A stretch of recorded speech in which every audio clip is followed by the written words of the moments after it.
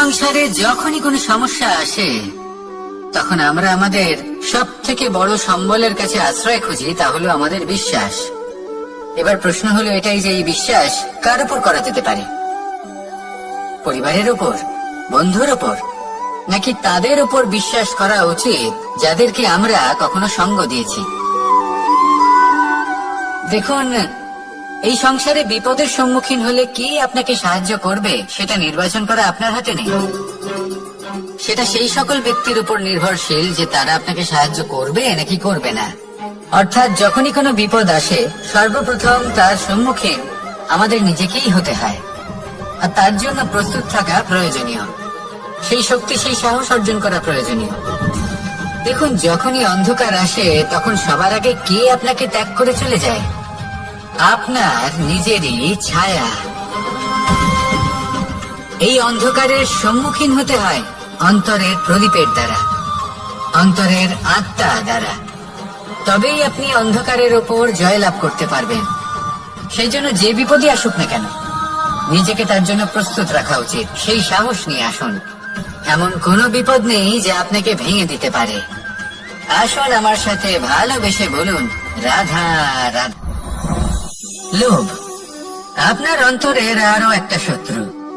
দেখতে গেলে এটা একটা শব্দ, একটা সংস্কৃত শব্দ। লব ধাতু থেকে উৎপন্ন হয়েছে। এর অর্থ কিছু লাভ করা। কিছু লাভ করা অনুচিত নয়, আরো কিছু লাভ করাও অনুচিত নয়, কিন্তু সব থেকে বেশি আমি লাভ করব, আমি আরো চাই, আরো বেশি চাই, আরো বেশি পেতে চাই, এটাই হলো লোভ। আর এই লোভ যখন গ্রাস করে তখন আপনি যা পেতে চান, সে ধনই হোক বা মানই হোক, তা অর্জন করার জন্য মানুষ যে কোনো স্তরে পৌঁছে যেতে পারে। যদি মানুষ ধন অর্জন করতে চান তাহলে তার জন্য তারা অধর্মের পথেও চলতে পারেন। যদি সম্মান অর্জন করতে চান তাহলে অন্য মানুষকে ছোটও করতে পারেন। শেষ পর্যন্ত আপনার এটা মনে হতে পারে যে যদি একটু অল্পই প্রাপ্ত করতাম, কিন্তু ভালোবেসে প্রাপ্ত করতাম, এই জীবন আরো অনেক বেশি সুখী হতো। লোভ আপনার জীবনে, আপনার মনে কখন যে প্রবেশ করবে সেটা আপনি জানতেও পারবেন না। তাই এটা চিনতে শিখুন আর তৎক্ষণাৎ জীবন থেকে বাইরে ফেলে দিন। যা কিছু লাভ করতে চান তা ভালোবেসে লাভ করুন, আর সেই ভালোবাসার সাথেই বলুন, রাধা রাধা। জীবনে ক্ষমা চাওয়া তাও কিছুটা সহজ, ক্ষমা করতে পারা অত্যন্ত কঠিন। ক্ষমা 2 অক্ষরের এই শব্দ হতে পারে, কিন্তু অত্যন্ত বড় এই শব্দ, অত্যন্ত গুরুত্বপূর্ণ এই শব্দ। কখনো কখনো অন্য কাউকে ক্ষমা করে দেওয়া তাও কিছুটা সহজ কাজ, কিন্তু নিজেকে ক্ষমা করতে পারা অত্যন্ত কঠিন হয়ে দাঁড়ায়। অতীতে যদি আমাদের এমন কোনো ভুল হয় যে কারণে আমরা নিজেকে ক্ষমা করতে পারি না, অনেক সময় এমন কিছু ভুল করে বসি যে বিষয় শুধু আমরাই জানি, কিন্তু আমরা নিজেকে ক্ষমাই করতে পারি না, আর আমাদের বিকাশ সেখানে স্তব্ধ হয়ে যায়। কারণ যদি আপনি ক্ষমা করতে না শেখেন, নিজেকে ক্ষমা যদি না করতে পারেন, তাহলে তা আপনার জীবনের সব থেকে বড় বাধা হয়ে দাঁড়াবে। সেই জন্য জীবনে অবশ্যই শিখুন যে কিভাবে নিজেকে ক্ষমা করতে হয়, আর শিখুন যে আগের করা ভুল আবার কি করে না করা যেতে পারে। এই মন হালকা হবে আর প্রসন্ন হয়ে বলবে, রাধা রাধা। ধন, সম্পদ, ঐশ্বর্য মানুষ হয় নিজের সৌভাগ্যের দ্বারা এগুলো লাভ করে থাকেন বা কর্মের দ্বারা। সৌভাগ্য আসলে কি? গ্রহের দশা, যা প্রত্যেক মুহূর্তে বদলাতে থাকে। কর্মের মাধ্যমে যখন আপনি ধন অর্জন করেন, তখন সেই ধন আপনার আগামী প্রজন্ম লাভ করে। সেটা হয় সে ভোগ করে বা তার জন্য তার ভোগান্তি হয়, আর এটা নির্ভর করছে আপনার কর্মের ওপরে। কি কর্ম করেছেন আপনি সেই ধনকে লাভ করার জন্য? যদি আপনি সৎ পথে চলেন, নিষ্ঠা ভরে আপনি কর্ম করে থাকেন এবং তার ফলে আপনি ধন অর্জন করে থাকেন, তাহলে আপনার আগামী প্রজন্ম সেটা ভোগ করবে, সেটা প্রয়োগ করবে নিজের বিকাশের জন্য। কিন্তু যদি আপনি কুকর্ম করে থাকেন, কোন রকম ছলনা করে থাকেন এই ধন লাভ করার জন্য, তাহলে 100% আপনার আগামী প্রজন্মকে এর জন্য ভুগতেই হবে। তাহলে আপনি কি চাইবেন? যে আপনার আগামী প্রজন্ম সুখ ভোগ করবে, নাকি আপনার কুকর্মের পরিণাম ভোগ করবে? নির্বাচন আপনারই। আসুন আমার সাথে ভালোবেসে বলুন, রাধা রাধা। মানুষ সবসময় চায় যে তার জীবনে যেন কখনো কোনো সমস্যাই না আসে। সে চায় তার জীবন যেন শুধুমাত্র শান্তি এবং সুখের দ্বারা পূর্ণ থাকে। কিন্তু এই চাহিদা অনুচিত কিছু নয়। আমরা সবাই এটাই চাই যে জীবনে সুখ থাক, শান্তি থাক। কিন্তু এই কথা সবসময় মনে রাখবেন, যে সূর্য উদিত হন সংসারকে প্রকাশমান করেন, দুপুরবেলায় সংসারকে রৌদ্র প্রদান করেন, সন্ধ্যাবেলায় তাকেও অস্ত যেতে হয়। এবার আমাদের জীবন চক্র কিছুটা এরকমই। কোনো কিছুই চিরকাল একরকম থাকে না। কখনো এই নদীকে দেখুন, যা বয়ে চলেছে। এই নদী যা বয়ে চলেছে তার পথেও অনেক বিপদ আসে। বড় বড় পাথরের সম্মুখীন হয় তাকেও সামনে এগিয়ে যেতে হয়। একটি পুকুর যা চারদিক থেকে ঘেরা, তার জীবনে কিন্তু কোনো সমস্যা নেই। কিন্তু এই সংসারে পুকুরের পুজো করা হয় না, পুজো করা হয় নদীকে। মনে রাখবেন, সমস্যার ঊর্ধ্বে তিনি উঠতে পারেন যিনি সমাধি লাভ করেছেন, যিনি এই সংসারেই নেই। যিনি এই সংসারে আছেন এবং জীবিত আছেন, তার জীবনের সমস্যা হলো শ্বাসবায়ুর মতোই গুরুত্বপূর্ণ। আসুন আমার সাথে ভালোবেসে বলুন, রাধা রাধা। আজ আমি আপনাকে একটা ছোট্ট কাহিনী শোনাবো। একবার আমি, রাধা আর দাদা, আমরা তিনজনে মিলে লুকিয়ে একটা উপবনে গেলাম আম পেড়ে খেতে।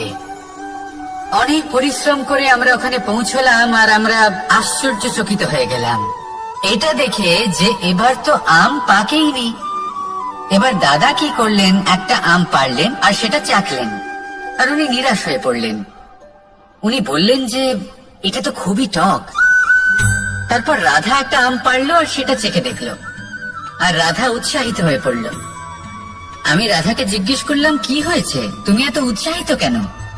তখন রাধা বলল যে এবার এত বেশি টক আম হয়েছে যে এগুলো দিয়ে আমরা আচার বানাবো। তাহলে দাদা ওখান থেকে বেরিয়ে গেলেন নিরাশ হয়ে এবং খালি হাতে। রাধাও ওখান থেকে বেরিয়ে গেল কিন্তু উৎসাহিত হয়ে, আর অনেকগুলো কাঁচা আম সাথে নিয়ে। এর থেকে আমরা কি শিক্ষা পেতে পারি? যে প্রত্যেকটা স্থানে এমন কিছু রয়েছে যেখান থেকে আমরা কিছু একটা শিক্ষা লাভ করতে পারি, যা আমাদেরকে বিকাশের পথে নিয়ে যেতে পারে। এই শিক্ষা প্রত্যেক স্থানে আছে। সবকিছু আমাদের দৃষ্টিভঙ্গির উপর নির্ভর করছে। যখনই আমাদের জীবনে, আমাদের সম্পর্কে কোনো সমস্যা, কোনো বিপদ আসে, তখন বেশিরভাগ মানুষ সেই বিষয় নিয়ে দুঃখী হয়ে পড়েন। আর কিছু মানুষ এমনও থাকেন যারা শেষ পর্যন্ত তার সমাধান করেন, বিপদকে পরাজিত করেন, সম্পর্কগুলিকে আবার জুড়ে দেন। যদি আপনি সুখের খোঁজ করেন তাহলে আপনি সুখ অবশ্যই পাবেন, প্রসন্নতা অবশ্যই পাবেন। যদি আপনি দুঃখ খোঁজেন তাহলে দুঃখ অবশ্যই পাবেন। এবার আপনি কি খুঁজতে চান, সেই চয়ন আপনারই। আসুন আর আমার সাথে ভালোবেসে বলুন, রাধা রাধা। কখনো কোনো প্রজাপতিকে উড়তে দেখেছেন?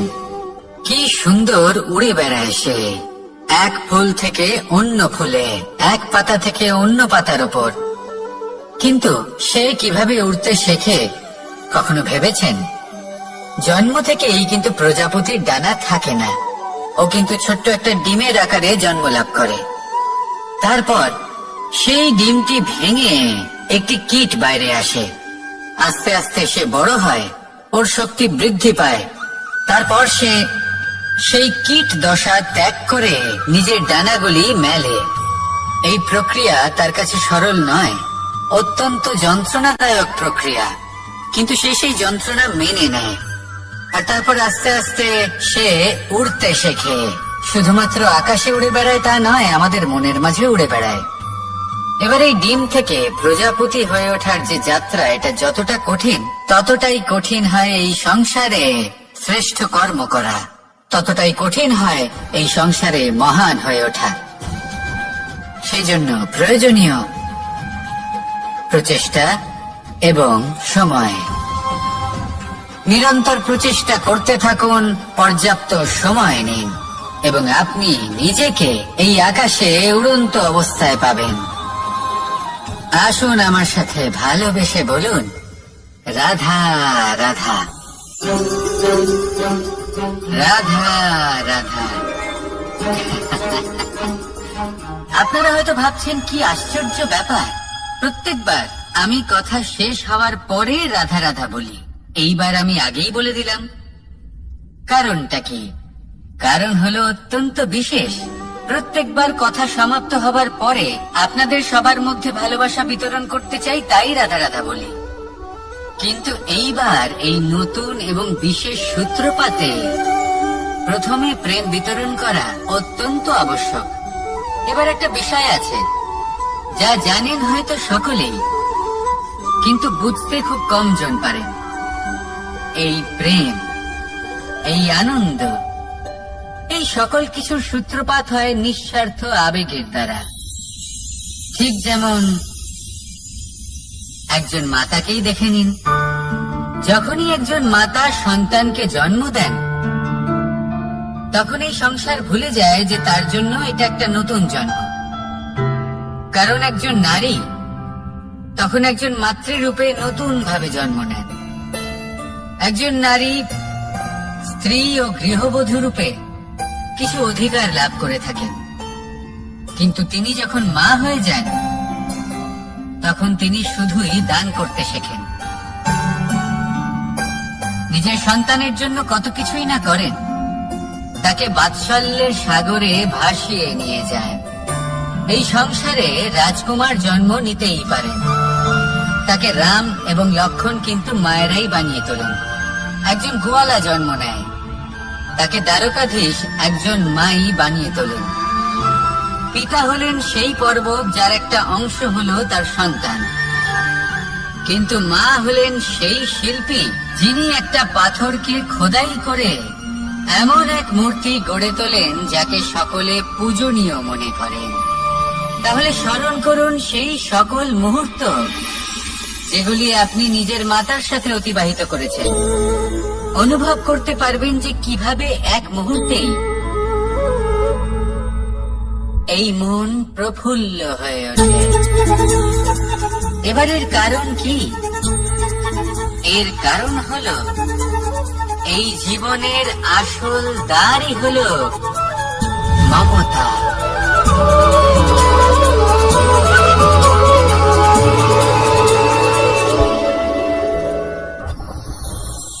যত শক্তিশালী এই মন, তত শক্তিশালী এই শরীরও। এই যে আমাদের শরীর, এটা আসলে কি?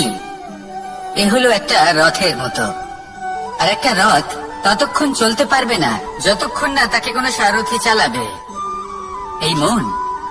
এই মন হলো শরীরের সারথি। এবার ভাবুন, যদি এই সারথি শক্তিহীন হয়, দুর্বল হয়, তাহলে এই রথের কি হবে? এটা উচিত পথে চলতে পারবে না, উচিত গতিতে চলতে পারবে না, মন মতো স্থানে এটা পৌঁছতেও পারবে না। সেই জন্য মনের শক্তি অত্যন্ত প্রয়োজনীয়। এবার মনের শক্তি আমরা কোথা থেকে লাভ করি? দৃঢ়তার শক্তি থেকে। এবার এই শক্তি আমরা কিভাবে বাড়াতে পারি? আমরা প্রতিদিন কিছু নতুন স্থির করি, কিছু ছোট কিছু বড়, আর যেই আমরা নতুন কিছু পূর্ণ করি আমাদের মনের শক্তি বেড়ে যায়। আর যদি পূর্ণ না করতে পারি মনের শক্তি কমে যায়। একটা দেওয়ালের মতো ছোট ছোট ছোট ছোট শিলা আমরা একটার পর একটা স্থাপন করে একটা দেওয়াল তৈরি করি। এতগুলো পাথর যখন একত্রিত হয়ে যায় তখন এমন এক দেওয়াল তৈরি হয় যাকে ভাঙা প্রায় অসম্ভব হয়ে দাঁড়ায়। সেরকমই হয় মন এবং দৃঢ়তা। ছোট ছোট কাজ করে নিজের লক্ষ্য পূর্ণ করুন। এই লক্ষ্য যদি পূর্ণ হয় তবে মনের শক্তি বাড়বে। কিছুটা এইভাবে যে যত বড়ই বিপদ আসুক না কেন সেই বিপদ নিজে হার মেনে নেবে, কিন্তু আপনার মন ততটাই শক্তিশালী থাকবে। তাই মনের শক্তি বাড়াতে থাকুন যাতে আপনি উচিত পথে চলতে পারেন, উচিত গতিতে চলেন আর মনোবাঞ্ছিত স্থানে পৌঁছতে পারেন। তবেই এই মন প্রসন্ন হয়ে বলবে, রাধা রাধা। আমি রাধাকে ভালোবাসি, আর এই কথাটা সমগ্র সংসার জানে। আর সময় অন্তরে লীলার দ্বারা, বিভিন্ন ঘটনা দ্বারা, কর্মের দ্বারা আমি নিজের এই ভালোবাসা রাধার সামনে প্রকাশ করি। এবার আপনি বলবেন, এসবের কি প্রয়োজন? রাধা কি এই কথা জানে না যে কৃষ্ণ তাকে কতটা ভালোবাসে? অবশ্যই জানে, কিন্তু এই যে ভালোবাসা, তা মনে রেখে দেওয়ার জন্য নয়, তা প্রকাশ করার জন্য। আর বারংবার এই ভালোবাসাকে প্রকাশ করা উচিত, উচিত সময় এবং উচিত সুযোগ দেখে। কিরকম? এবার যদি আপনি প্রেমের সাথে কোনো উৎসবে থাকেন, তাহলে তার সাথে নৃত্য সঙ্গীত করুন। যদি ভিড়ের মাঝে থাকেন, তখন প্রেমিকে সম্মান করুন, একান্তে প্রসাধন করুন। দুঃখের সময় তার হাত ধরে থাকুন, সুখের সময় আলিঙ্গন করে রাখুন। এই প্রেম যত প্রকাশ করবেন, ততই এই প্রেমের বৃদ্ধি হবে। এই প্রেম আরো বেশি গভীর হবে, অটুট হবে। তাই এই প্রেমকে মনে নয়, আপনার জীবনে স্থান দিন। মন খুলে প্রকাশ করুন আর আমার সাথে ভালোবেসে বলুন, রাধা রাধা। মুঠো হাতের শক্তি বেশি, মুঠো খুললেই তা দুর্বল। তা এমন কি থাকা উচিত এই বন্ধ মুঠোয় যা লাখের সমান? মানসিকতা এবং স্বপ্ন। মানুষ জন্মগ্রহণ করে, তার মানসিকতা সময়ের সাথে উন্নত হয়। মানসিকতা অনুযায়ী সে স্বপ্ন দেখে, আর সেই স্বপ্ন সার্থক করতে সে পরিশ্রম করতে থাকে। কিন্তু খুব গুরুত্বপূর্ণ একটা কথা আছে যা আপনার মনে রাখা উচিত। আপনার এই মানসিকতা, আপনার এই স্বপ্ন, তা যেন আপনার নিয়ন্ত্রণে থাকে। আপনার বন্ধ মুঠোয় যেন এর লাগাম থাকে, আপনি যেন এর প্রভু হন। যদি তা হয়, তবেই আপনি লাভবান হবেন।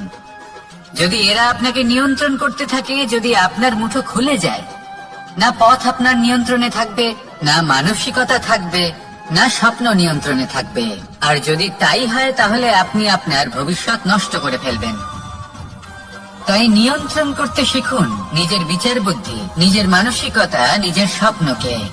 নিজের এই স্বপ্ন পূরণ করুন আর আমার সাথে ভালোবেসে বলুন, রাধা রাধা। আমার কাছে যশোদা মা যেমন, আমার কাছে দেবকী মা যেমন, আমার কাছে ঠিক তেমনই হলেন গোমাতা। এবার ভেবে দেখার বিষয় হলো এটা, যে এই সংসারে অসংখ্য প্রাণী আছে, একজন গাইকে একজন মায়ের মর্যাদা কেন দেওয়া হয়? তাহলে এর অনেকগুলো কারণ আছে। এই গাই অর্থাৎ গোমাতা, এনারা হলেন অত্যন্ত শান্ত, শান্তি প্রিয়, কখনো কারোর কোনো ক্ষতি করতেই পারেন না। গোমাতা যে দুধ নিজের বাছুরকে পান করান, সেই দুধই আমাদেরও দেন। সেই দুধ পান করে আমরা শক্তি লাভ করি। এই দুধ থেকে আমরা মাখন, ঘি, পায়েস, এইসব সুস্বাদু খাবার লাভ করি। গোমাতার গোবর আমাদের জ্বালানি হিসেবে সাহায্য করে, যার ফলে খুব কম সংখ্যক কাঠ ব্যবহার করা যায় এবং বেশিরভাগ জঙ্গল সুরক্ষিত থাকে। গোমাতার গোমূত্র, সেটাও আমাদের কাছে লাভজনক। এর দ্বারা আমরা অনেক রোগ থেকে মুক্তি লাভ করতে পারি। গোমাতা যখন একটি বাছুরকে জন্ম দেন, তখন সেই বড় হয়ে আমাদের ক্ষেত কর্ষণ করে। সেই জন্য গাইকেও জীবনে মায়ের মর্যাদা দেবেন। যতটা সম্ভব তাকে সেবা করুন এবং ভালোবেসে তাকে পালন করুন। এই মন নিজে থেকেই প্রসন্ন হয়ে বলবে, রাধা রাধা। চলতে থাকা, থেমে যাওয়া, বিশ্রাম নেওয়া, তারপর দম নিয়ে পুনরায় দাঁড়িয়ে পড়া, আর তারপর আবার সেই পথ চলা। এটা জীবনের অভিন্ন এক অঙ্গ, এটার থেকে আপনি পালাতে পারবেন না। কিন্তু এই অঙ্গকে আপনি নিজের জীবনে কিভাবে প্রয়োগ করবেন, কিভাবে তাকে কাজে লাগাবেন, সেই সিদ্ধান্ত আপনাকে নিতে হবে। যারা হেরে যান তারাও জীবনে থমকে যান, আবার যারা জেতেন তারাও দাঁড়িয়ে পড়েন। যারা হেরে যান তারা হাঁপিয়ে দাঁড়িয়ে পড়েন, যারা জিতে যান তারা দাঁড়িয়ে পড়েন সেই সর্বোচ্চ স্তরে পৌঁছে গিয়ে। এবার দাঁড়াতে তো আপনাকে হবেই, তা হতেই হবে। কিন্তু কখন, কিভাবে দাঁড়াবেন, ক্লান্ত হয়ে নাকি সর্বোচ্চ স্তরে পৌঁছে গিয়ে, সেই সিদ্ধান্ত আপনার। অবশ্যই দাঁড়িয়ে পড়ুন, কিন্তু ক্লান্ত হয়ে নয়। কারণ আপনাকে পুনরায় দাঁড়িয়ে পড়তে হবে, পুনরায় যাত্রাপথে এগোতে হবে এবং সর্বোচ্চ স্তরে পৌঁছতেই হবে। রাধা রাধা। স্বপ্ন, আমরা জীবনে স্বপ্ন দেখতে থাকি, সেটা পূরণ করার পূর্ণ প্রয়াস করে থাকি, কিন্তু এই স্বপ্ন পূরণ না হওয়ার পরিস্থিতিতে আমরা ভেঙে পড়ি, ছিন্ন বিচ্ছিন্ন হই। আর তারপরেই বোঝা আমরা আগামী প্রজন্মের ওপর রীতিমতো ঝাঁপিয়ে দিই। আমরা এটাই মনে করি যে আমরা যেটা হতে পারিনি সেটা আমাদের সন্তান অবশ্যই হবে। আমরা যা কখনো পাইনি আমাদের সন্তান অবশ্যই তা পাবে। এটা যে অনুচিত সেটা আমরা ভাবিনি, কিন্তু এটা ভুল। আর এই ভুল আমরা সকলেই করে থাকি। সন্তান প্রকৃতি আর পরমাত্মার আশীর্বাদ। ওদের ভিতরে তাদের নিজের একটা অস্তিত্ব লুকিয়ে থাকে, সেটা মন। রাধা রাধা। এই পুকুর দেখছেন আপনি? পুকুরের জল কখনো প্রবাহিত হয় না, একই স্থানে জমে থাকে, আর সেই কারণে কিছুদিন পর ময়লা হতে শুরু করে।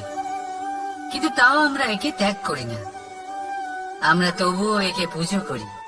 শুধুমাত্র এই কারণে নয় যে অতীতে সে আমাদের তৃষ্ণা মিটিয়েছে, কিন্তু এই কারণেও যে যদিও বা সে ভবিষ্যতে আমাদের তৃষ্ণা না মেটায়, কিন্তু প্রয়োজন হলে আগুন অবশ্যই নেভাতে পারে।